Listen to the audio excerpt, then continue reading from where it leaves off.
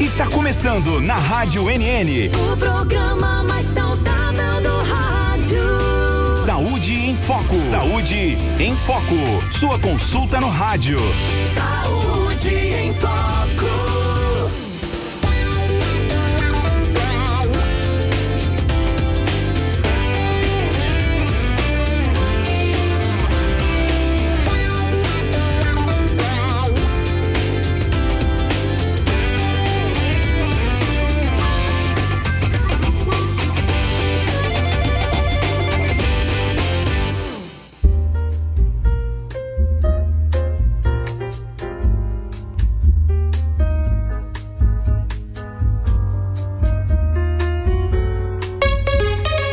Boa tarde, em Arapiraca, 1h01. Boa tarde. Boa tarde, quarta-feira, dia 5, dia 5 de novembro de 2025, né? Então, 33 graus agora em Arapiraca, possibilidade de chuva em 5%, umidade relativa do ar em 45% e ventos a 19 km por hora. Isso mesmo, tá muito quente, minha gente.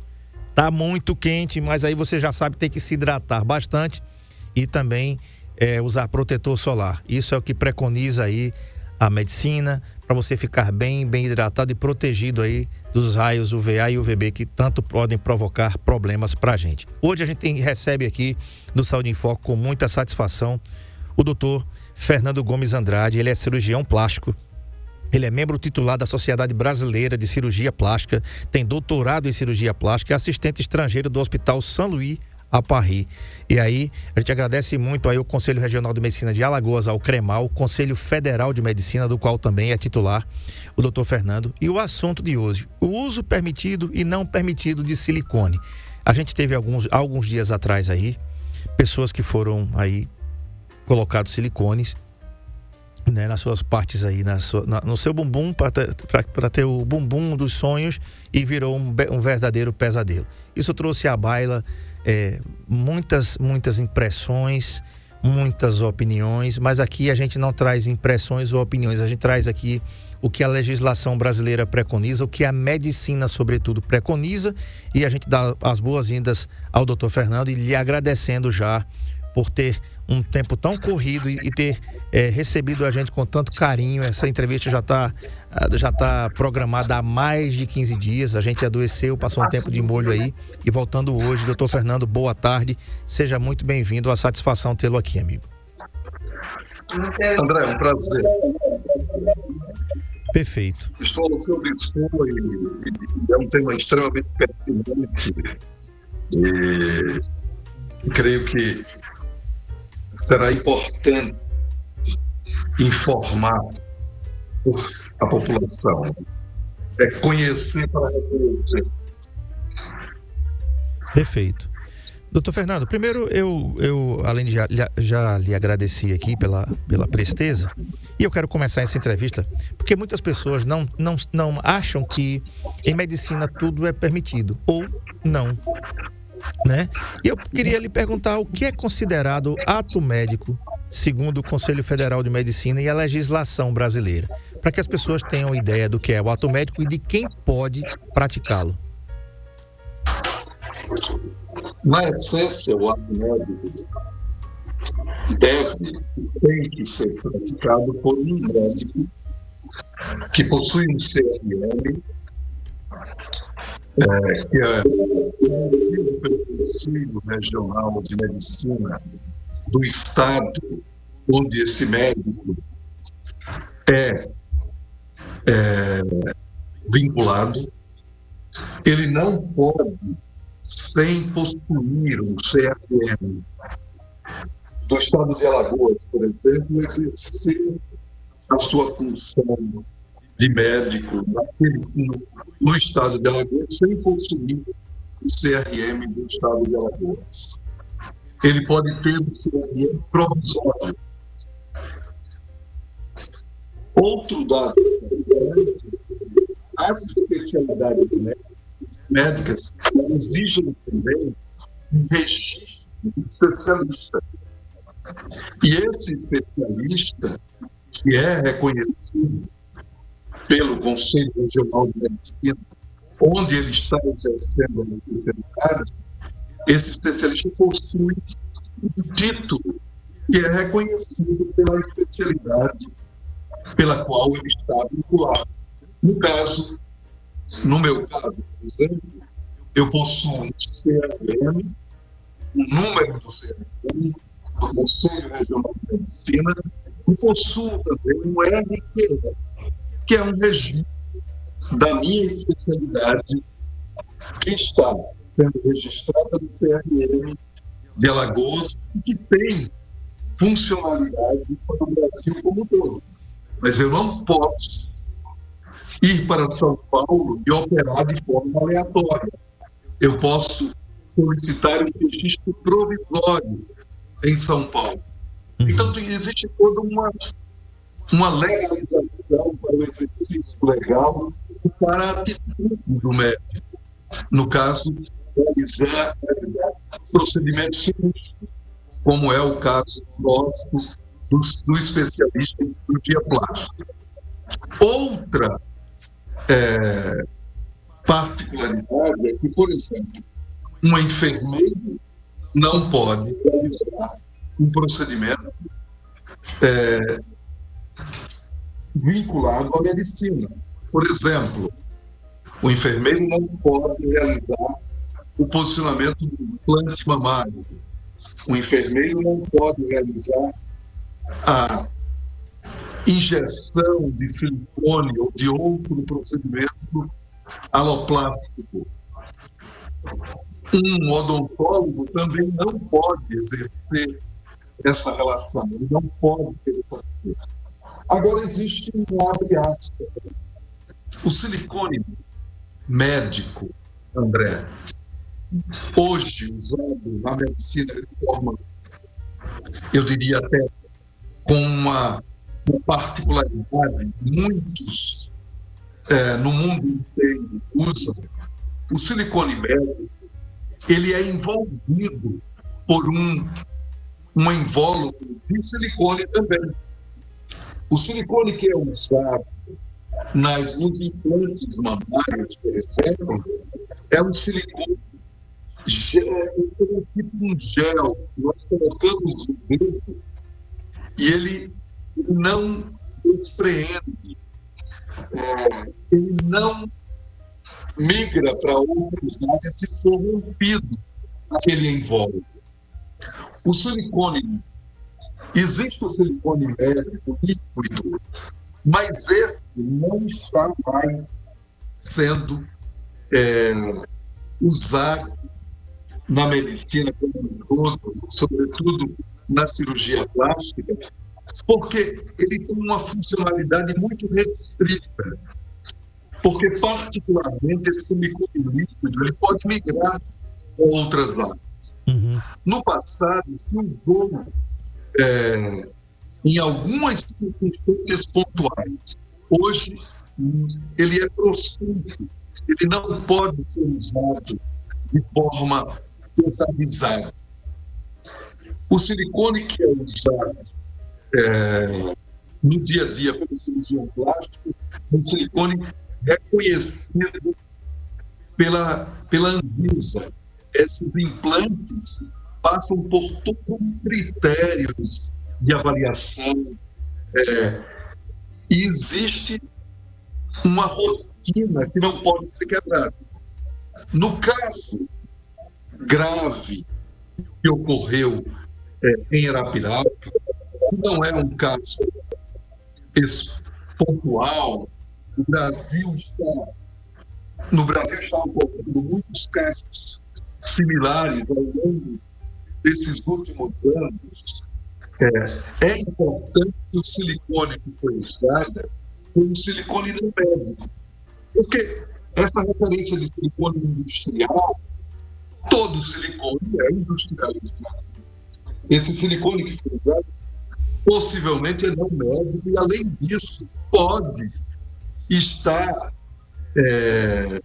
vinculado a outro produto, que pode ter o veículo como a vaselina, pode ter sido também o polimetilmetacrilato. Nós não sabemos. Eu operei uma paciente vitimada nesse nessa situação. Eu a operei aqui em Maceió. Ela está no hospital público, no Hospital Geral do Estado, sendo muito bem conduzida, e a lesão é uma lesão de monta, é uma lesão importante. O que fica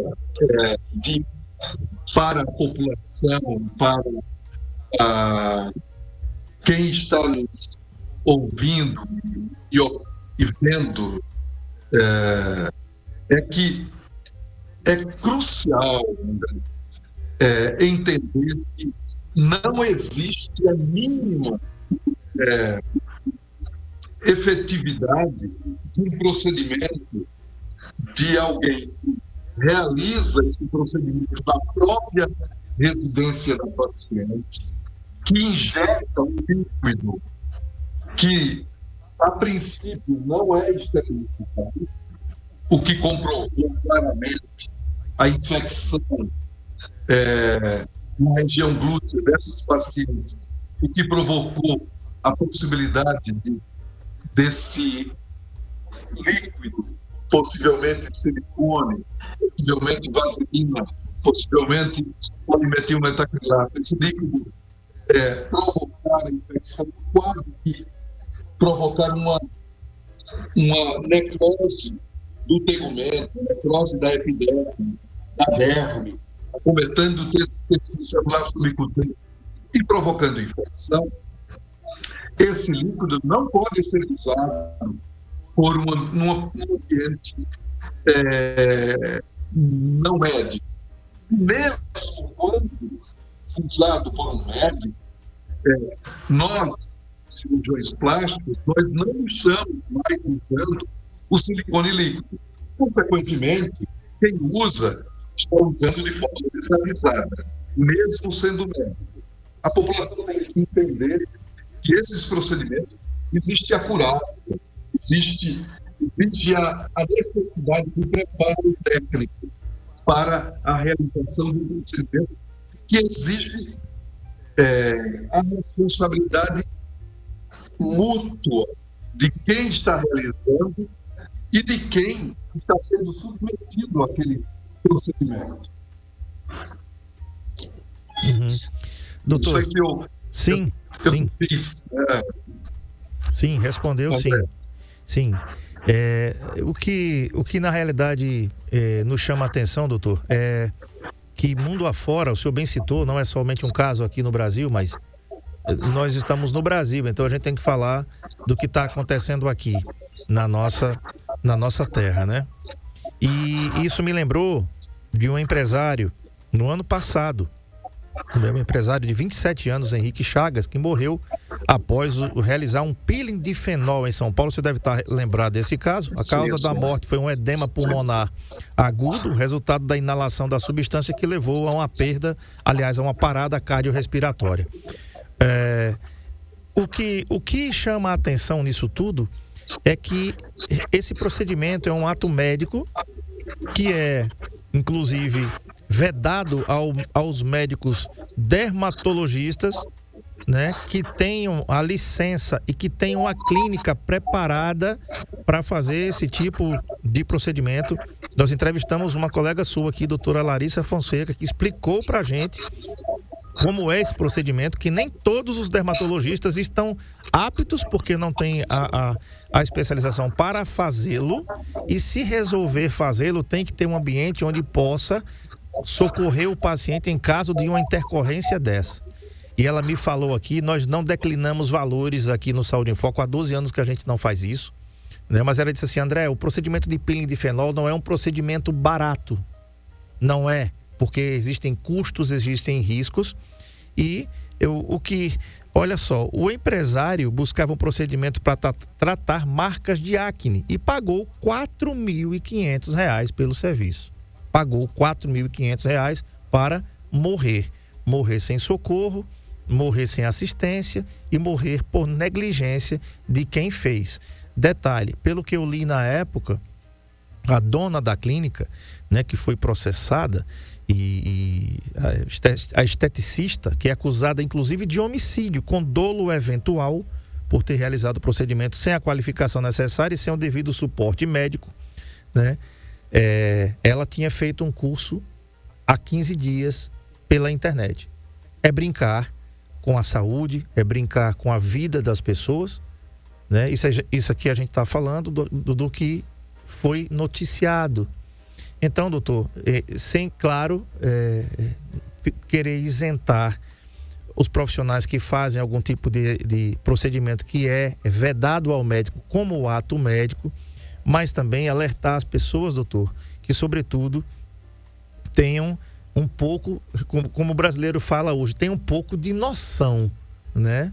Porque um procedimento estético que deve ser feito em ambiente controlado, numa clínica ou num hospital com suporte ventilatório, né, com suporte de socorro, se for o caso, no ambiente cirúrgico e, sobretudo, fazer um procedimento em casa.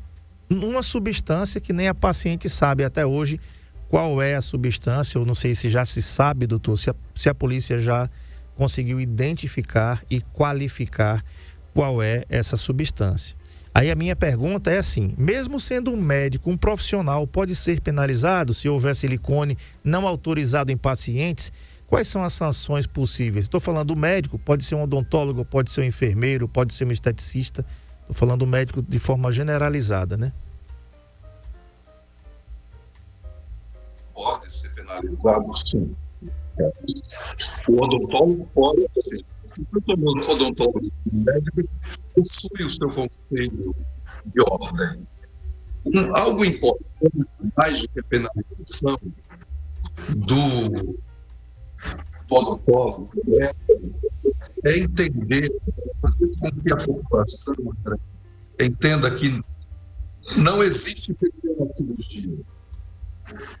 Existe até um padrão dentro da estrutura médica que não existe pequena cirurgia, existe pequenos procedimentos. Isso mostra claramente qualquer procedimento, mesmo os procedimentos, André, que são usados e que são realizados de forma legal.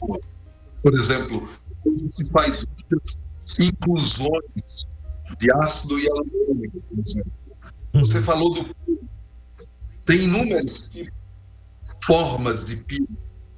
O peeling fenol é muito mais complexo. Todos esses procedimentos, você tem que passar uma avaliação. Não é de forma aleatória.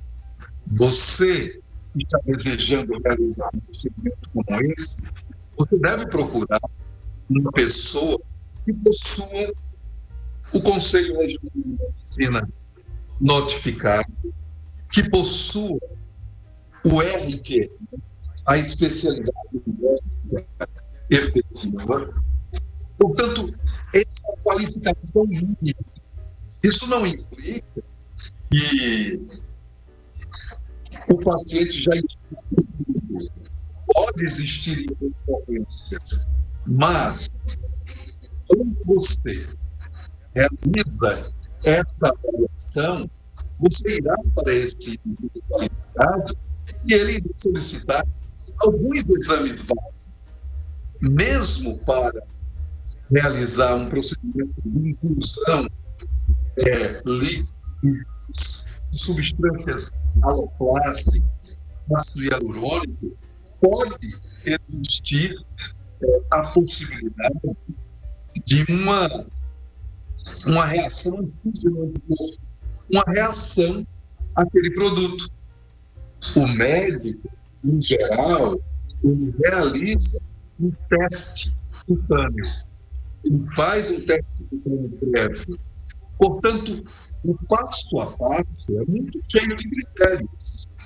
No caso de Arapiraca, a situação é extremamente complexa, porque foi realizado o posicionamento, possivelmente, de silicone não médico ou de produto, como você expressou, num ambiente inadequado, uma quantidade grande porque foi posicionado mais ou menos 250 ml de silicone num ambiente glúteo, na estrutura glútea, num ambiente inadequado, com práticas sendo realizadas por uma pessoa que não tinha o preparo técnico. Para isso, eu crio um preâmbulo aí. É muito importante relacionar que não, a culpa existe em quem faz, mas existe também uma rede de relação, porque existe no Brasil um número grande de pessoas que se intitulam formadores, que formam não médicos para exercer um ato médico. Compreende, André? E essa pessoa que faz isso, ela está cometendo também um crime.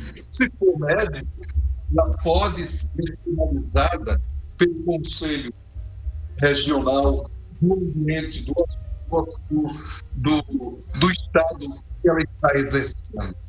Então, não é só quem faz, é também quem ensina de forma desavisada, de forma sem critérios. Porque para você ensinar um procedimento médico, você tem que ensinar esse procedimento médico a um médico.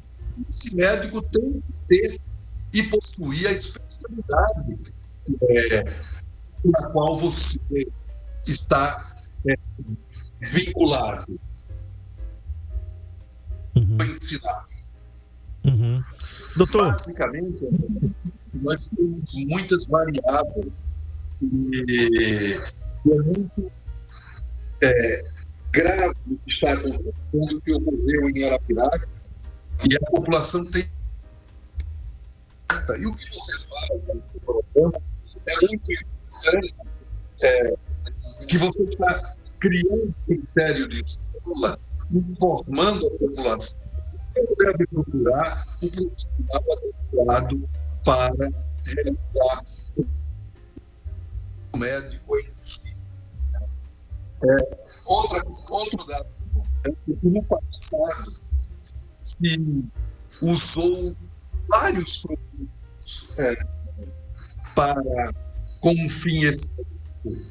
A depuração hoje impede que, de forma desinformada, produtos inadequados. O mundo inteiro hoje criou critério de escola e sabe selecionar o que pode ser usado e o que não pode.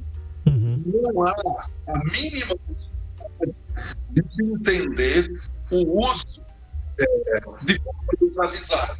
O uso por alguém que não sabia que aquilo não poderia, que não poderia realizar, criar aquela publicação. Quem realiza como ocorreu, o que ocorreu no caso, tem a obrigação de saber que existe a possibilidade daquela publicação. E sendo um bom médico, a situação é muito mais grave. E nós precisamos criar uma luta maior para que isso não se repita. Né? Porque os desavisados não são só quem exerce a medicina de forma ilegal. É também quem tenta, no caso, se beneficiar daquele procedimento, achando que é um preço mais convidativo e, de certa forma, termina tendo um grave problema, como foi o que ocorreu com essas duas jovens que estão sendo tratadas de forma muito criteriosa no Hospital Geral do Estado. O caso delas é um caso complexo, elas possuem uma lesão que é uma lesão importante, mas está sendo tratada de forma mais adequada. As duas estão em uma unidade de terapia intensiva, sendo observadas continuamente, porque é dessa forma que se pode minimizar o dano de um procedimento tão complexo, exercido e provocou uma lesão também muito complexa. Doutor, já faz algum tempo que isso ocorreu aqui em Arapiraca, o senhor assistiu aí as pacientes, esteve com elas, né? Veja só, gente, eu vou pedir o Marco Aurélio para me posicionar em relação aí à data, Marco Aurélio, quando foi que ocorreu isso aí, há quanto tempo atrás? Eu acho que faz uns 30, 45 dias mais ou menos, né, Marco Aurélio, que aconteceu isso, e a gente precisa entender, eu queria lhe perguntar, doutor, qual é o estado delas? Hoje o senhor falou aí que elas estão na UTI. Olha isso, gente, tá? E olha quanto tempo essas pacientes estão sofrendo com esse problema, né? André, a UTI, quando um paciente vai para uma UTI, não implica que ele está em uma situação da gravidade maior. A UTI, nesse caso, é para prevenir as complicações. A complicação mais grave em pacientes que realizam, e não é só o caso das duas pacientes que estão no hospital, a complicação maior é o acidente vinculado à pneumonia. Essas pacientes estão sendo supervisionadas de uma forma efetiva. E isso cria um critério para essa referência. Elas estão bem do ponto de vista dinâmico, viu, André? Elas estão conversando, ciente do tempo e espaço. Agora, por critério, é mais importante que ela tenha uma supervisão nesse período de 24 horas no ambiente hospitalar, que tenha médico todo o tempo, mas do que fora, numa enfermaria. Ela pode ir para uma enfermaria. Ela poderia até estar inserida no ambiente de enfermaria ou de um quarto hospitalar. Mas nós achamos por bem, nesse período, criar essa situação. E assim está sendo feito. Talvez, nesses próximos dias, elas duas saiam do ambiente da UTI. Mas isso não implica mudar a denotação de gravidade maior ou menor. É mais um critério de supervisão continuada, entendeu? Sim. Isso não é para criar alarde nenhum para a população. Sim. É claro que a população tem que entender que não pode ser mantido procedimentos como esse de forma desavisada. Procedimentos que podem complicar e podem gerar problemas extremamente graves para o dia a dia desses jovens que foram submetidos a um procedimento com o objetivo de ter harmonia corporal. Doutor, elas terão algum tipo de sequela após deixar a unidade hospitalar ou vai voltar ao normal, vai voltar ao status que estavam anteriormente? É muito complexo falar isso dessa forma, André, mas é claro que existe uma lesão. Essa lesão é uma lesão complexa e que será reparada aos poucos. O dano é um dano importante. Mas um dano muito importante é a saúde mental dessas jovens. E talvez a família delas esteja ouvindo. Os amigos. O que eu queria posicionar é que o importante é que elas estão sendo cuidadas de forma adequada. O importante é que elas têm a possibilidade de serem... A reparação cirúrgica é possível e existe toda a determinação para isso. É claro que leva tempo, mas existe uma finalidade efetiva. Se está, e a tecnologia da cirurgia plástica no Brasil, em Alagoas, confere condição para reparar e cuidar com enxertos, com retalhos, esse tipo de lesão. Uhum. Só para A sequela em si, nós poderemos delimitar depois de 4, 6 meses, é que se irá definir exatamente. Ela agora está tratando a lesão, a ferida, a metodologia mais adequada.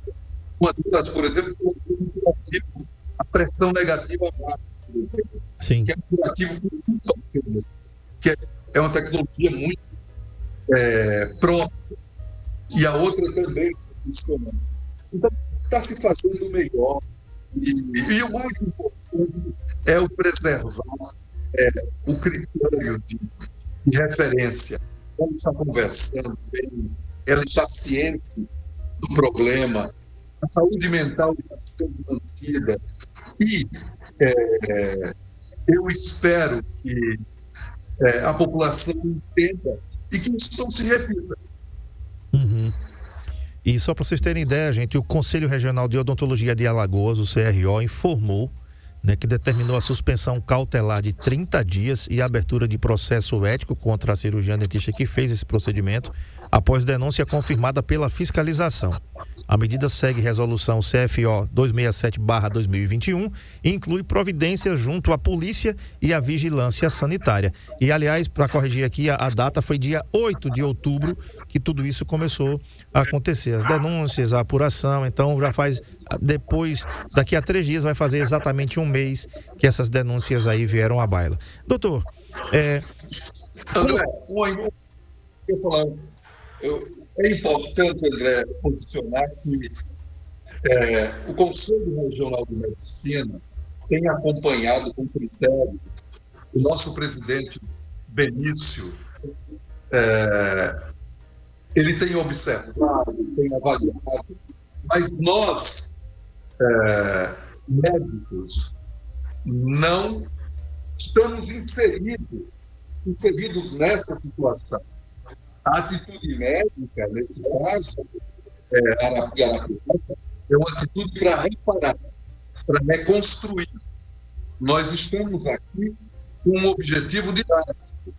Não existe médico envolvido nesses procedimentos.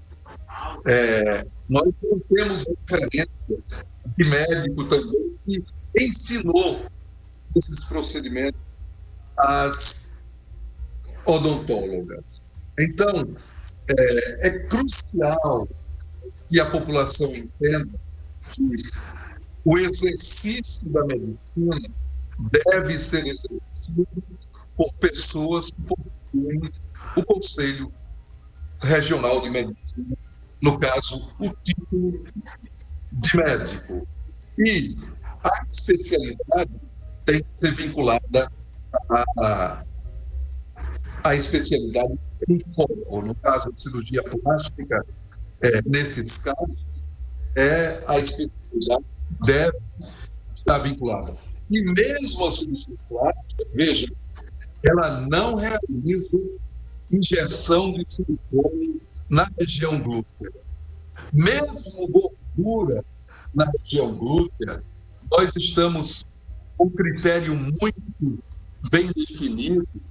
O Conselho Federal de Medicina, por meio das suas câmaras técnicas, tem observado e estudado os riscos vinculados a procedimentos que envolvem injeção de silicone ou outros produtos no ambiente que envolve a região glútea e o músculo. Uhum. Doutor, uma coisa que chama a atenção, olha só essa informação aqui. O mercado de estética no Brasil é um dos maiores do mundo. movimentando cerca de 48 bilhões anuais e ocupando a 4ª posição global em consumo de beleza e cuidados pessoais. O setor está em forte expansão, impulsionado pela busca pelo bem-estar, autoestima e uma imagem pessoal positiva, o que tem atraído cada vez mais o público masculino, inclusive. Atualmente, os procedimentos mais procurados incluem toxina botulínica, peelings e bioestimuladores, e há um crescimento na abertura de consultórios e clínicas. O mercado em crescimento, mais de meio milhão de profissionais atuam no Brasil. O setor cresceu mais de 500% nos últimos 5 anos e se recuperou rapidamente após a pandemia. Uma demanda aí desenfreada. O que é que eu quero trazer aqui, doutor Fernando, sobre isso? É que a gente percebe que nas redes sociais, principalmente, há um culto ao belo, né? Ninguém quer aparecer sem maquiagem, ninguém quer aparecer, como chama lá a mulherada, sem uma make bem feita, sem um cabelo bem feito, bem escovado, sem uma pele toda lisinha, toda esticadinha, tudo certinho, né? Existe um culto a isso, e claro que isso pode provocar uma corrida exacerbada sob alguns pontos de vista sobre essa busca, né? O peito perfeito, os seios bem feitos, o bumbum perfeito, enfim, a barriguinha chapada, né? O senhor é um profissional de cirurgia plástica, um cirurgião de renome, com cadeira no Conselho Regional de Medicina de Alagoas, com cadeira no Conselho Federal de Medicina. Como é que o senhor vê isso como profissional? Como é que o senhor vê e qual é o seu alerta para que as pessoas que estão em casa, que estão ouvindo, antes de fazer qualquer coisa, seja o mínimo que for, né? Eu falei aqui algumas vezes já, eu estava em casa e uma vez chegou minha sogra lá, vai fazer 1 ano isso, e ela tinha um lábio, eu falei, foi um marimbondo que picou a senhora, não é possível, né? Mas não foi um marimbondo não, ela colocou lá o negócio lá, o preenchimento labial, e aqui ficou aquele negócio parecendo o Pato Donald por um bom tempo, né? Sei que ela tá me ouvindo aqui, já dei uma bronca nela e falei pra ela, o que foi isso? Não, depois volta ao normal, eu digo, meu Deus, tomara que volte mesmo, né? Porque se não voltar, e de tanto eu e a filha dela falarmos um pouco, ela ficou um pouquinho mais quieta em relação a isso. Queria que o senhor dissesse, doutor, porque a gente precisa, como o senhor me falou aqui, alertar a população. Não é que deixe de fazer os procedimentos, não, de jeito nenhum. Necessariamente é para fazer os procedimentos, mas quando a gente procura um profissional, tenho certeza que suas pacientes, quando vão ao seu consultório, fazer toda a anamnese, quando elas vão ao centro cirúrgico com o doutor Fernando, com outros colegas seus de outras especialidades da cirurgia plástica, enfim, você vai tranquilamente para um centro cirúrgico sabendo que é uma cirurgia, que existem os seus riscos, até porque vocês avisam, dizem pra gente, é um procedimento cirúrgico, toda cirurgia tem os seus riscos, extrair um dente tem os seus riscos, né? E a pessoa fala, não, o cara morreu porque extraiu um dente, certo, mas a extração de um dente é um ato cirúrgico, pode acontecer alguma coisa, se você não sabia, agora está sabendo. Então, doutor Fernando, fala pra gente, por gentileza, como é que o senhor vê esse culto ao belo exacerbado no mercado que cresceu 500%, movimenta 48 bilhões de reais por ano no Brasil? André, a história da humanidade tem um vínculo muito determinado com a beleza, com a longevidade. E isso é benéfico. Sim. Só que o grave é o excesso. É quando você não tem a dimensão nem o critério para avaliar o possível.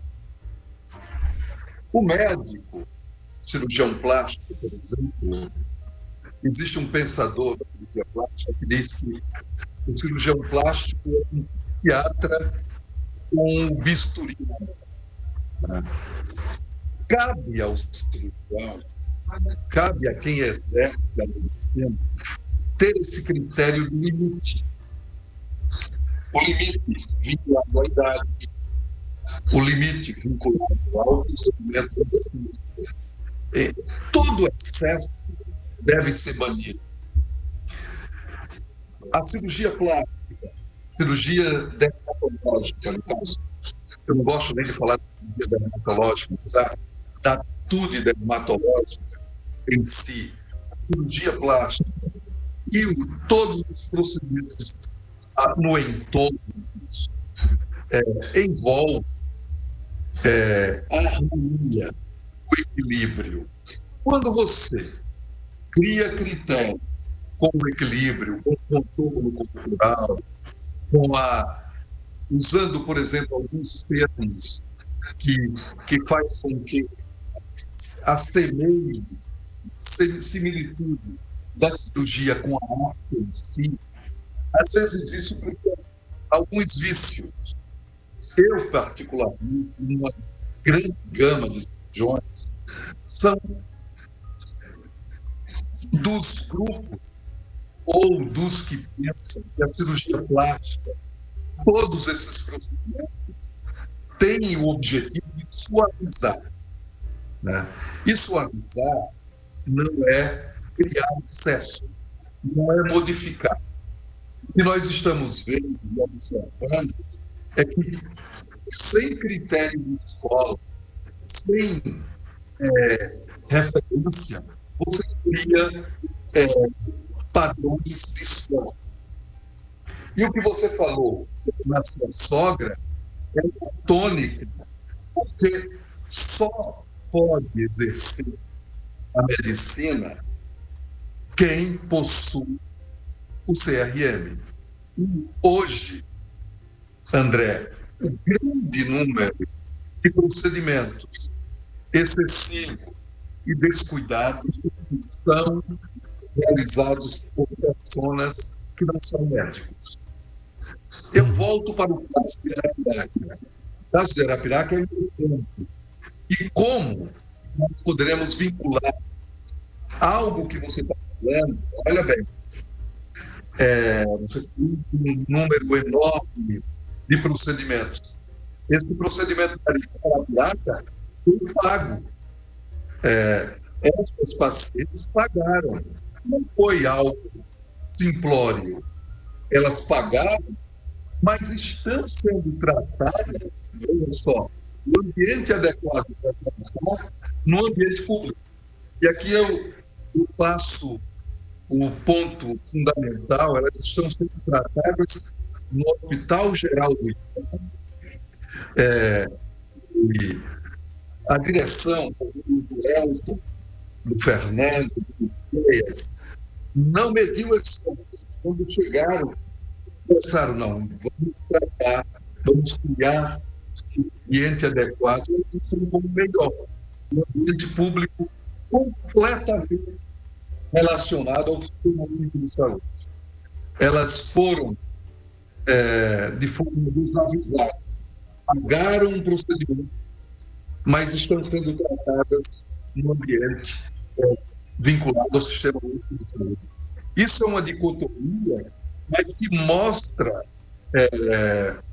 que nós estamos prontos para realizar procedimentos efetivos, mas a grande maioria, eu diria que a quase totalidade desses desvios são realizados por não médicos, porque não estão com a qualificação efetiva. O papel que eu diria aqui para você é que a população deve diminuir essa procura excessiva. As pessoas têm que ter vitória, têm que ter limite no exercer, tanto no desejo como no fazer, no realizar esse desejo. Você tem que ter um meio termo. E a mensagem final seria que nós estamos, cirurgiões plásticos, não para modificar. E nós temos limites quando vamos tentar modificar, porque nós temos limites. Nós não podemos ressuscitar a matéria viva, porque nós temos limites na anatomia. Vamos tentar esculpir um corpo, por exemplo, nós temos limite na artéria, na veia, no sangramento. Nós não podemos tirar mais, porque nós não somos escultores, nós somos médicos, nós temos limites para a medicina. Nós desenvolvemos a medicina com base na fisiologia. E, claramente, o papel do cirurgião plástico é de suavizar, é o de equilibrar, é o de conferir o bem-estar para aquele ou aquela que está nos procurando. E também possui o papel de frear o excesso, de criar. Você não vê, André, um cirurgião plástico, é muito difícil ser excessivo. Alguns podem até sair dessa regra, mas a grande maioria tem critério de escola para não ser dessa forma. Eu estou ao seu dispor e fico muito lisonjeado em estar aqui exercendo. Sei que eu consegui passar para a população o básico dessa informação. Estou ao seu dispor para exercer em outro momento o que você nos solicitar. Fico muito feliz e espero ter contribuído para informar e para evitar situações como essa, sobretudo para os jovens. Os jovens têm que procurar serem mais criteriosos, não tentar exercer esse critério só vinculado às redes sociais, porque às vezes o médico tem limite para exercer a sua função nas redes sociais. Ele não faz propagandas como muitas outras especialistas realizam. Muito bem, quero agradecer aqui o doutor Fernando Gomes Andrade. Ele é cirurgião plástico, tá? Ele é membro titular da Sociedade Brasileira de Cirurgia Plástica, tem doutorado em cirurgia plástica, assistente estrangeiro do Hospital São Luís, a Paris. Muito obrigado, doutor Fernando, pela concessão da entrevista, pela participação aqui. Vindo a Arapiraca, estamos aqui à disposição, tanto do senhor como também do Conselho Regional de Medicina de Alagoas, o CREMAL. Um abraço aí ao doutor Benício, ao doutor Fernando Pedrosa, a Patrícia, a todos do CRM que nos recebem também com tanto carinho, com tanta presteza quando a gente solicita a presença de vocês aqui. Nós somos sempre muito bem recebidos, temos uma relação muito bacana com o Conselho Regional de Medicina, como também temos uma relação bacana com o Conselho Regional de Psicologia, de Odontologia, né, de Enfermagem. O programa está aberto a vocês, tem oportunidade aqui para a gente conversar, para a gente falar daquilo que é preconizado como certo, né, aquele procedimento que é certo. Né? A gente não pode pegar uma pessoa que não tem nenhuma formação e colocá-la num ambiente para exercer a profissão de enfermeiro, por exemplo. Não pode. A gente também não pode pegar um enfermeiro e colocar numa posição para tomar a posição de um médico. A gente não pode pegar a posição de um médico que não tem o RQE, como o doutor falou aqui, o doutor Fernando falou aqui, e fazer determinados procedimentos que ele não tem o registro de qualificação ao qual é necessário para exercer aquela especialidade. Então, quero agradecer, doutor Fernando, mais uma vez aqui. Muito obrigado pela concessão da entrevista e até a próxima, se Deus quiser. Estou dispor e fico muito grato por sua referência ao Conselho Regional de Medicina, por meio do Fernando, da Patrícia, e do nosso presidente Benício. E queria ressaltar novamente o papel do Hospital Público, do Hospital Geral do Estado, André, nessa ação. Tá? Perfeito. Estou ao seu dispor. Muito obrigado, doutor, mais uma vez. E lembrando, né? Um abraço. Uma boa tarde, um bom trabalho. Lembrando, obrigado. Gente, agradecer novamente aqui, o doutor Fernando saiu de uma cirurgia agora há pouco e para nos receber aqui e estar com a gente aqui. Muita consideração de sua parte para estar aqui com a gente, tá? Amanhã eu vou receber a doutora Larissa. Obrigado, doutor, mais uma vez. Um abraço. Outro, a gente vai receber amanhã a doutora Larissa Fonseca, dermatologista. O tema ainda você vai saber ainda aí no Saúde em Foco com o André Peps no Instagram, tá certo? Então você entra aí no Instagram, Saúde em Foco com o André Peps. Logo mais às 18 horas a gente publica aí o tema de amanhã com a doutora Larissa Fonseca, dermatologista. Eu quero fazer um agradecimento todo especial aqui à equipe da NN, né, na pessoa aí do Cássio Pantera, diretor de programação. Hoje de manhã nós participamos aqui de 5 às 9 da manhã do Comando 91, junto aí aos colegas André Áviles e Thaís Bibi, apresentando aqui o nosso Comando 91. Uma experiência bacana, única para mim, de confiança, né? O programa mais da NN. Esse programa arrebenta tudo aqui, né? E foi uma experiência muito legal para mim. E agradecer a confiança da emissora, né? A todos que deram esse espaço aí pra gente estar tentando cobrir aí as figuras aí do Clevânio Henrique, da Cássia, do Gilberto Júnior, que estão entregues aí ao DM, mas devem voltar em breve e a gente espera que eles voltem com plena energia, com plena saúde e com pleno vigor para conduzir aqui o Comando 91, tá legal? Obrigado aí, NN, pela oportunidade e espero não ter feito feio aí, né? Mas foi o que a gente pôde fazer e foi o melhor que a gente pôde fazer aqui com todo o pessoal aqui. Agradecer também ao produtor, o Gilson Silva, também aqui ao Pirulito e também ao Sérgio Paulo, que estiveram aqui no som e na imagem, gerando qualidade para você, gerando muito conteúdo de notícia para você logo nas primeiras horas da manhã, e das 5 às 9 da manhã. Tá legal? A gente encerra assim. Boa tarde e até amanhã, se Deus quiser. Tchau. Saúde em Foco, na Rádio NN.